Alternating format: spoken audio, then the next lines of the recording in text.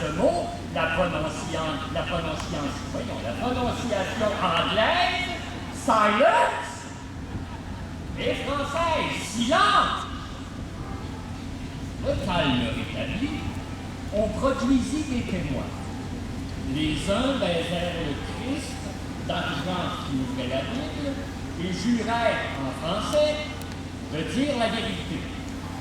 Les autres firent en anglais le même serment et baisèrent en leur qualité de protestants l'autre côté de la Bible qui lui était unie. On fit mention ensuite des arrêts du Parlement de Paris et des statuts de Georges III. Après quoi, le juge, attendu que le mot crasseux emporte l'idée d'un homme sans moralité, sans conduite et sans honneur, condamne le défenseur à 18 louis ou 10 livres sterling d'amende. Les avocats que je dis là, et qu'on dit les meilleurs de Québec, ne firent preuve de talent ni dans le fond des choses, ni dans la manière de le dire. Ils manquent particulièrement de distinction. Leur style est vulgaire et mêlé d'étrangeté aux locutions anglaises. Ils disent qu'un homme est chargé de 10 louis pour dire qu'on lui demande 10 louis. Entrez dans la boîte, dit-il au témoin pour lui indiquer de se placer dans le banc où il doit déposer. L'ensemble du tableau a quelque chose de bizarre, d'incohérent, de burlesque même. Le fond de l'impression qu'il faisait naître était cependant triste. Je n'ai jamais été plus convaincu en sortant de là que le plus grand et le plus irrémédiable malheur pour un peuple, c'est d'être conçu à l'être commun.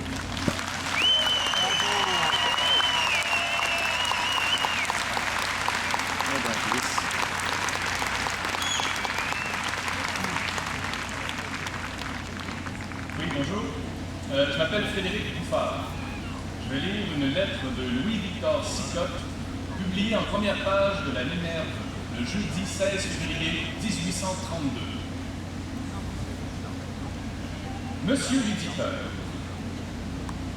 depuis la session, les enfants du sol ont eu à se plaindre d'une classe privilégiée d'étrangers qui accumulent sur ses membres les richesses et les honneurs. D'abord peu instruits, ils gardèrent le silence et s'appliquèrent aux études constitutionnelles.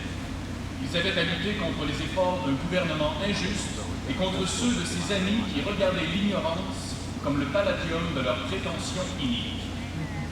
Devenus plus hardis, ils élevèrent la voix et demandèrent la constitution que leur accordait le traité. On nous la donna, imparfaite et vicieuse. Mais le parti anglais, depuis 1763, s'efforçant d'abélir et d'assujettir les colons, la trouva sans défaut, parce qu'il lui donnait accès à toutes les places en excluait les Canadiens. L'éducation, dont, avec raison, on craignait les effets, ne fut pas encouragée, et notre beau pays, si susceptible d'amélioration, resta stationnaire, parce que la branche populaire trouva toujours une opposition constante dans la branche supérieure, uniquement composée d'anglais.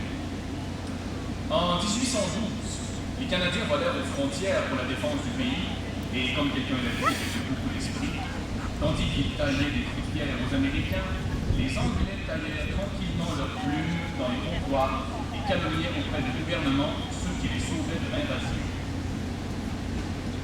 En récompense des services rendus à Châteauguay, on voulut, par le biais de l'Union,